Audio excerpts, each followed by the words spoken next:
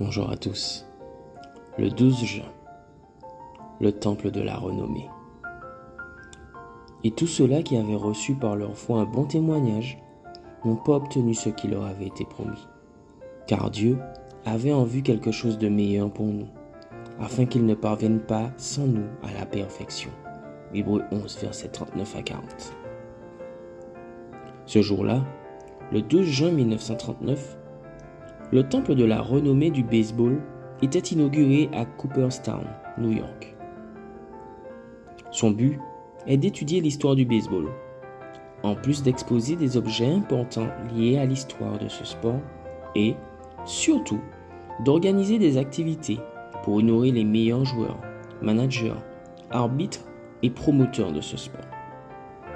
Cependant, lorsqu'on évoque le temple de la renommée, l'image qui vient à l'esprit est celle des joueurs dont les noms sont immortalisés dans ledit musée. Les 5 premiers joueurs intronisés au temple de la renommée étaient Ty Cobb, Babe Ruth, Honus Wagner, Christy Mathewson et Walter Johnson.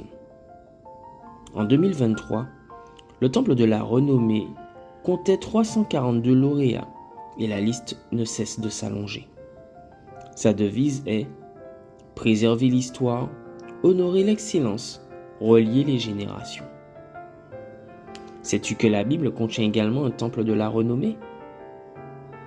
Hébreux 11, comme le temple de la renommée de Cooperstown, préserve l'histoire des grands héros de la foi qui nous servent d'exemple aujourd'hui.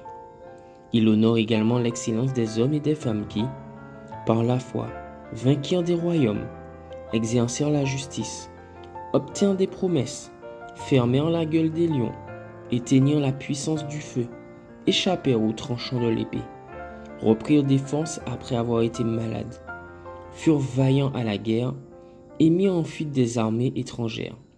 Hébreux 11, versets 33 à 34. Et surtout, il relie les générations passées au présent en nous rappelant que la puissance de Dieu qui agit chez les héros de la foi est à notre disposition aujourd'hui. Mais ce qui me frappe le plus à propos du temple de la renommée des enfants de Dieu, c'est que la cérémonie d'intronisation se déroule encore dans le futur, comme le souligne le verset d'aujourd'hui. Pourquoi? Paul dit que la raison est que Dieu ne veut pas qu'il soit rendu parfait avant nous. Cela indique que la porte reste ouverte pour toi et moi, pour que nous fassions partie de ce groupe stellaire d'hommes et de femmes de foi.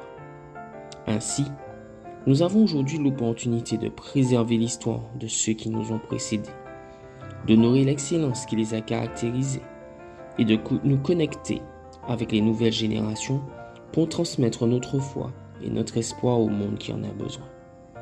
Bonne journée à toi.